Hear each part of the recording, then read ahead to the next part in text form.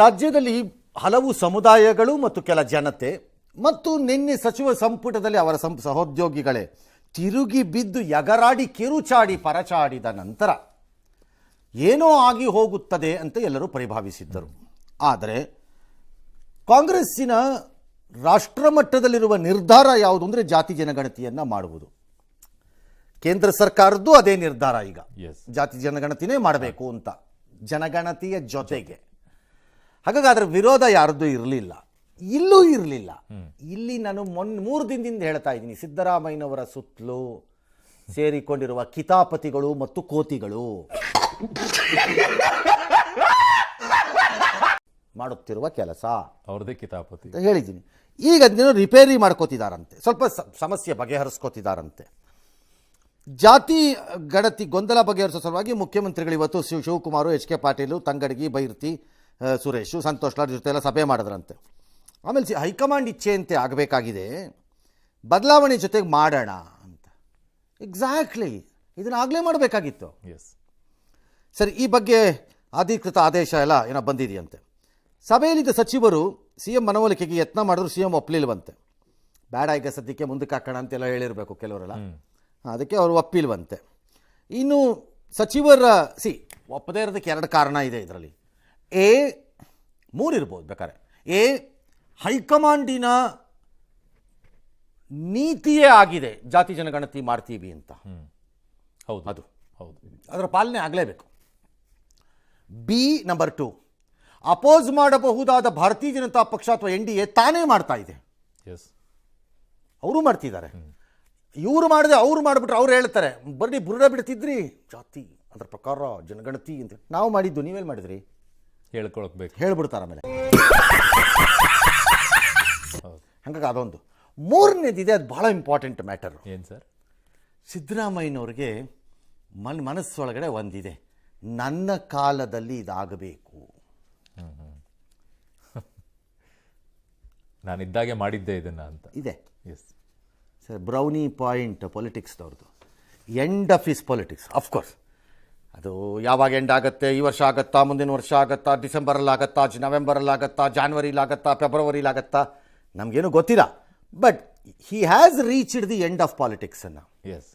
Power politics ನಾನು ಹೇಳ್ತಿರೋದು end ಆಗಿದೆ.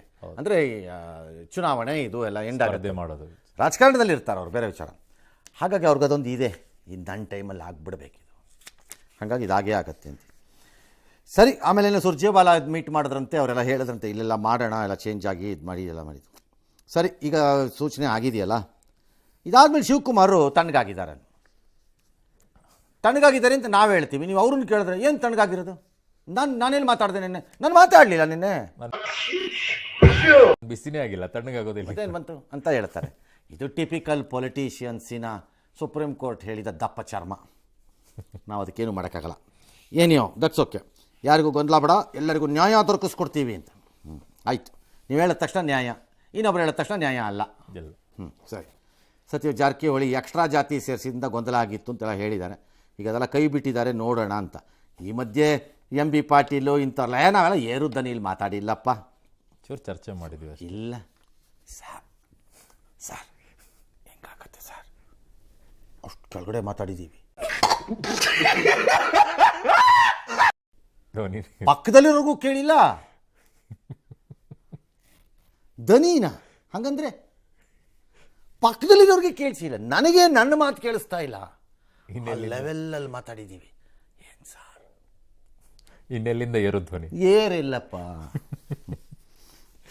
ಎಸ್, ಇನ್ನು ಸೂಚನೆ ಏನು ಕೊಟ್ಟಿದ್ದಾರೆ ಅಂತ ಹೇಳ್ಬಿಟ್ಟು ಸರ್.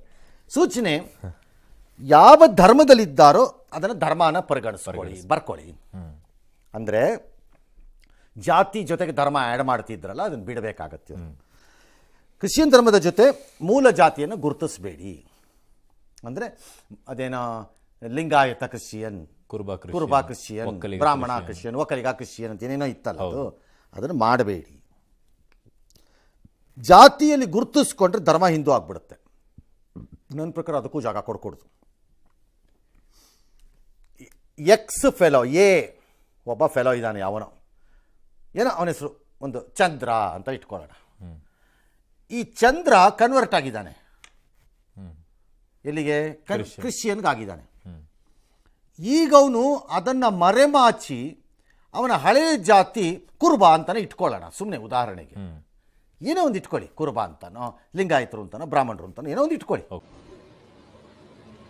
ಮಾತೇ ಇಲ್ಲ. ಅದನ್ನು ಹೇಳ್ತಾನೆ ಅಂತ ಇಟ್ಕೊಳ್ಳಿ, ಅದು ತಗೋ ಕೂಡ್ದು. ಬಟ್ ಅವನು ಸರ್ವೆಗೆ ಬಂದಂಥವ್ರನ್ನ ಯಾಮಾರಿಸ್ಬೋದಲ್ವಾ ಸರ್? ಅದೇ ಅವ್ನು ಯಾಮಾರಿಸಿದ್ರೆ ಗೊತ್ತಾದ್ರೆ ಓಕೆ ಸರ್ವಸ್ ಕೂಡ್ದದನ್ನು ಅವನು.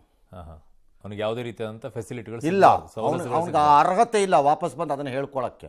ಹೊರಗೋದ್ಮೇಲೆ ಹೊರಟೋಗ್ಬೇಕು, ಎಸ್, ಹೊರಟೋಗ್ತಿರ್ಬೇಕು, ಖಾಲಿ ಮಾಡ್ಕೊಂಡು ಜಾಗನ. ಸವಲತ್ತುಗಳನ್ನು ಪಡಿಕೂಡುದು, ಬರ್ಕೂಡ್ದು. ಸವಲತ್ತು ಪಡೆಯೋಕ್ಕಾಗದೇ ಇಲ್ಲ ಬಿಡಿ. ಓಕೆ, ಅವ್ನು ಬಂದು ನಾನು ಕುರುಬಾ ಸರ್ ಅಂತ ಬರ್ಸ್ಬಿಟ್ಟ ತಕ್ಷಣ ಅವನಿಗೆ ಕುರುಬಾ ಸರ್ಟಿಫಿಕೇಟ್ ಅಲ್ಲಿ ಸಿಕ್ಕಲ್ಲ. ಅಲ್ಲಿ ಅವ್ನು ಕೃಷಿಯನ್ನೇ ಅವನು. ಬಟ್ ತುಂಬಾ ಕಡೆಗೆ ಆಗ್ತಿರೋದೇ ಅದೇ ಸಮಸ್ಯೆ. ಅದನ್ನು ಹೆಕ್ಕಿ ತೆಗೆದು ಸ್ಪೆಷಲ್ ಸೆಲ್ ಮಾಡಿ ಕಿತ್ತು ಬಿಸಾಕ್ಬೇಕು ಆಚೆಗೆ ಎಲ್ಲಾರು. ಅದು ಫಿಲ್ಟರ್ ಆಗಬೇಕು, ಅದು ಫಿಲ್ಟರ್ ಮಾಡ್ಬೇಕು ನೀವು. ಎಸ್, ಅದು ಮಾಡಬೇಕು. ಕೂಡ್ದು ಯಾಕೆ ಕೊಡಬೇಕು? ಕೊಟ್ಟರೆ ಕ್ರಿಮಿನಲ್ ಕೇಸ್ ಹಾಕ್ಬೇಕು ಅವನ ಮೇಲೆ. ತಪ್ಪು ಮಾಹಿತಿ ಕೊಟ್ಟಿದ್ದಾನೆ ಅಂತ. ಈ ಕಣ್ಣಲ್ಲಿ ಇನ್ನೀ ಏನೇನ್ ನೋಡ್ಬೇಕು ಕಾಣ. ಮಾತೆತ್ತರ ಕಾನ್ಸ್ಟಿಟ್ಯೂಷನ್ ಅಂತ ಭಾಷಣ ಬಿಗಿತೀರ, ತೋರಿಸ್ರಿ ನೋಡ್ತೀನಿ ಎಲ್ಲಿದೆ ಅಂತ. ಸತೀಶ್ ಜಾರಕಿಹೊಳಿ ಇದು ಸರಿ ಇಲ್ಲ, ಅದು ಯಾವುದು ಶೆಡ್ಯೂಲ್ ಅಲ್ಲಿದೆ ಅದು ಮಾತ್ರ ಬರಬೇಕು. ಎಸ್, ಇಷ್ಟ ಬಂದವ್ರು ಇಷ್ಟ ಬಂದಿದ್ದನ್ನೆಲ್ಲ ಬರ್ಸಕ್ಕಲ್ಲ ಇದಿರೋದು. ಇದು ಪುಕ್ಕಟ್ಟೆ ಧರ್ಮದ ಇದ್ರ ವ್ಯವಹಾರ ಅಲ್ಲ ಇದು. ಪೋಖ್ರಿಗಳ ಥರ ಮಾಡ್ಕೊಡ್ದು ಸರ್ವೇನ. ಕಾನೂನಾತ್ಮಕವಾಗಿ ನಂಬರ್ 1 ಎಂ ಬಿ ಪಾಟೀಲ್ರದ್ದು. ಯಾಕೆ ಎಂ ಬಿ ಪಾಟೀಲ್ರು ಇದು ಮಾಡ್ತಾ ಇದ್ದೀರಿ?